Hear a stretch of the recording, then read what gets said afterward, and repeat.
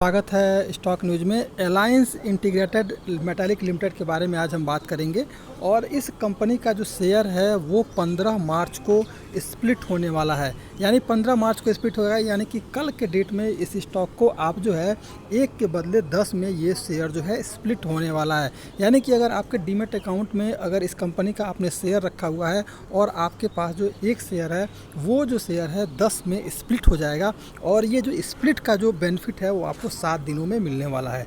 तो इस कारण अगर आपके पास अगर ये स्टॉक है तो अभी होल्ड में रखें, बेचें नहीं। जैसे स्प्लिट हो जाएगा शेयर उसके बाद से आप होल्ड भी कर सकते हैं या फिर आप इसके स्टॉक को बेच सकते हैं।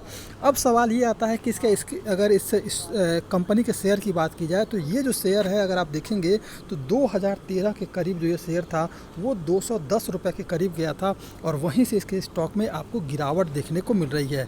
लेकिन 2020 में ये जो शेयर है केवल 7 रुपये के करीब पहुंच गया था और 2020 के बाद से इसके स्टॉक को देखा जाए तो 112 रुपये के करीब जो है इसके स्टॉक को देखने को मिल रहा है। यानी कि लगभग 1 सवा साल में ये जो शेयर है लगभग जो है 400% तक का रिटर्न दिया है और इसके शेयर में आपको तेज़ी देखने को मिल रही है।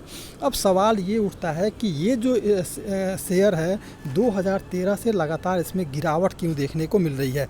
तो अब आपको दिखाते हैं। अब देखा जाए कि गिरावट के पीछे का कारण क्या है। देखिए, कंपनी का जो सेल है क्वार्टरली बेसिस पर अगर देखेंगे तो देखा जाएगा कि कंपनी का जो सेल है क्वार्टर बेसिस पर पिछले कुछ सालों से इंक्रीज हुआ है, जिसके कारण आपको इसके शेयर में भी तेज़ी देखने को मिल रही है। इसके अलावा अगर देखा जाए तो इस कंपनी का जो प्रॉफिट है वो प्रॉफिट नहीं बल्कि लॉस में लगातार कंपनी बनी हुई थी, लेकिन जो है अब जो है लॉस को कम कर गई है। और ये जो लॉस जो पहले काफ़ी लंबा आप देखेंगे कि 23 करोड़ के करीब जहाँ लॉस था, 35 करोड़ के करीब जहां लॉस था, 27 करोड़ के करीब जहां लॉस था, वो लॉस कंपनी कम कर रही है लगातार। और इस क्वार्टर में इसका जो लॉस है वो 6 करोड़ के करीब आ गया था, जिसका एक असर जो है आपको इसके स्टॉक पर देखने को मिल रहा है और कंपनी का स्टॉक भी तेज़ी से राइज करता हुआ देखने को मिल रहा है। अब इसके बाद देखेंगे अगर ईयरली बेसिस पर देखा जाए इस कंपनी के सेल को, तो सेल जो है आप 2013 में 171 करोड़ के करीब था, 2014 में 522 करोड़ और उसके बाद से इसके जो सेल है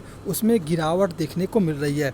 लेकिन इस बार जो है आप देखेंगे कि इसका जो सेल है वो इंक्रीज हुआ है, तो इंक्रीज का असर जो है इसके शेयर पर पड़ रहा है और 1 साल से कंपनी जो है अच्छा परफॉर्म करती हुई देखने को मिल रही है।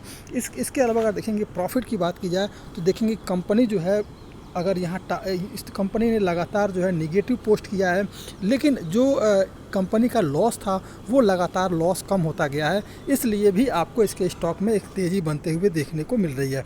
अब अगर बात की जाए प्रमोटर होल्डिंग की बात की जाएगी तो देखेंगे कि प्रमोटर्स ने जो अपना शेयर ले रखा है इसमें 71% के करीब जो है इनके पास शेयर है। लेकिन निगेटिव बात यह है कि इन्होंने लगभग 42% के करीब जो शेयर है वो गिरवी रखा हुआ है, इसलिए भी एक जो है प्रेशर जो है इस कंपनी पर बना हुआ है और इस कंपनी के शेयर पे बना हुआ है। तो ये था आपका टाटा स्टॉक का एनालिसिस। अगर आप मेरे चैनल पे पहली बार विजिट कर रहे हैं तो सब्सक्राइब करें ताकि इसी तरह की लेटेस्ट इन्फॉर्मेशन मिलता रहे।